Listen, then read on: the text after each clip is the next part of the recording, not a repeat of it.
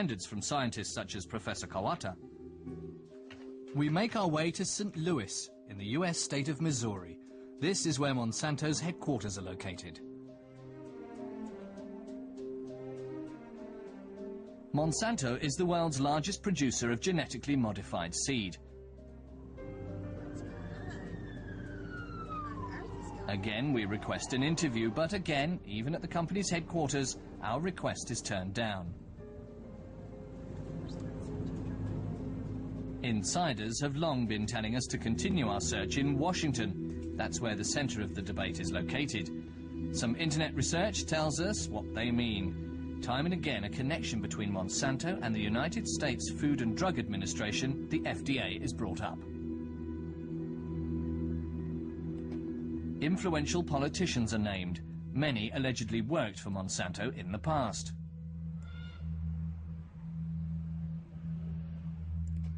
The company is said to have a lot of political influence.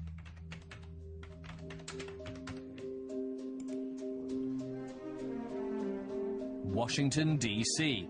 How long is Monsanto's reach? Is it really true that the genetic engineering and chemicals giant could manage to get past the American authorities with possibly inadequate tests? Maybe even with a little bit of help from American politicians. We're waiting for an interview.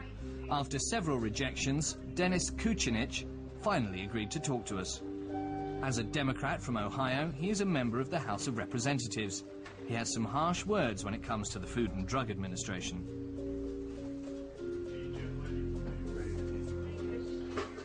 The FDA has not done its job to protect the American people. But we can see that it's incapable of doing so because of Monsanto's deep ties to the administration. Is there an inappropriate relationship between US authorities and the genetic engineering industry? Political statements like that have to be taken with a pinch of salt, especially here in Washington. We find an expert. He came by explosive material through petitioning the authorities. He wants to explain to us that the FDA management ignored all warnings and how they did it. Andrew Kimbrell from the Center of Food Safety and Applied Nutrition.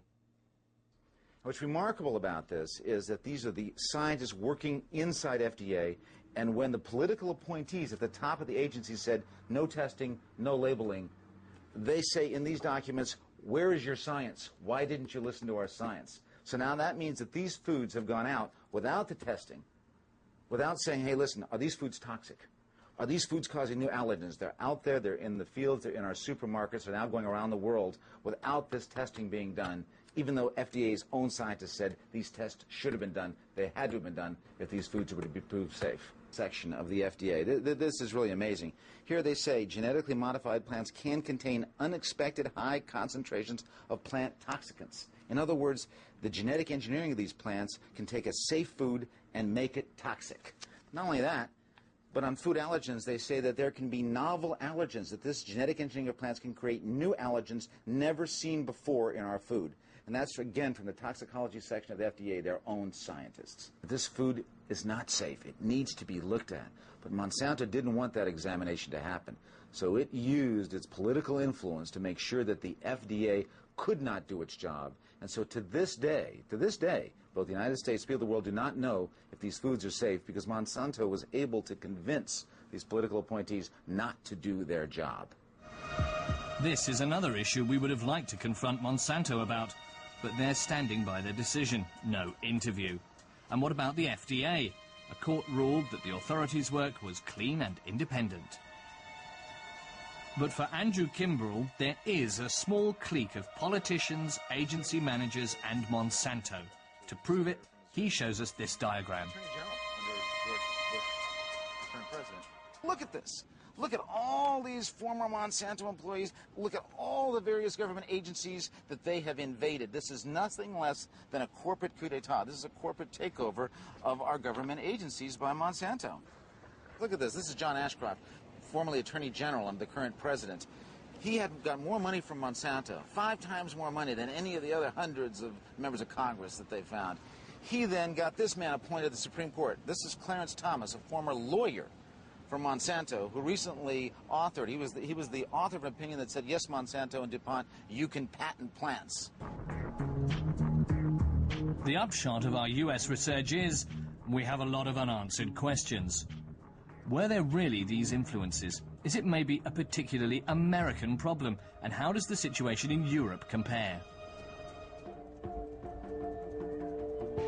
Brussels, seat of many institutions of the European Union.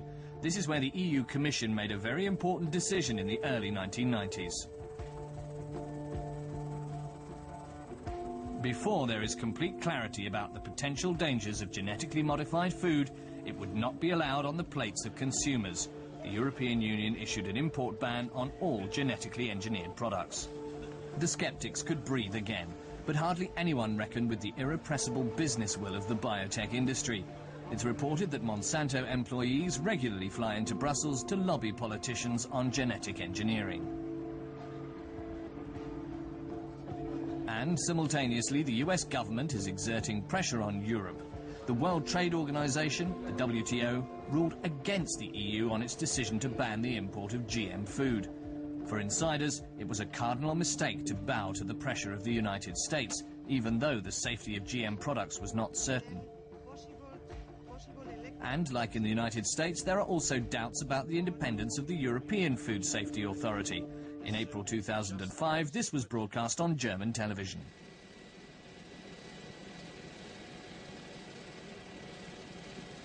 The European Food Authority is located in Brussels.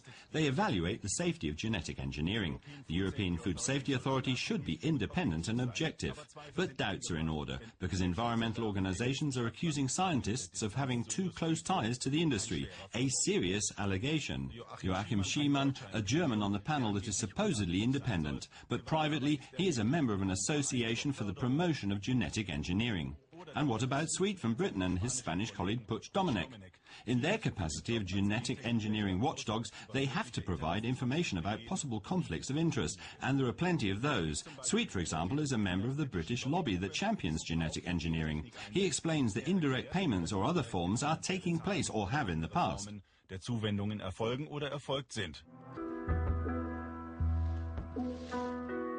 Hamburg, Germany's largest port. For over 10 years, GM soy has been discharged here. Every 2 weeks, 60,000 tons of it arrives from Argentina and Brazil. It is mixed in during further processing and thus secretly makes its way into bread, ice cream, chocolate and other sweets. The HIP company, located in Pfaffenhofen in southern Germany, produces baby food. Nobody here wants to have genetically modified products. GM-free is company policy. What we want to know from those manning the consumer hotline is, what is the atmosphere like amongst their customers? How do they feel about the issue of genetic engineering? A child should be fed with the healthiest, most basic and most natural raw materials possible. We don't use soy because soy can be genetically modified, and we can't exclude the possibility when we buy GM-free soy products, and so we don't use soy. A food that was considered particularly healthy for a long time under general suspicion? What will be genetically modified?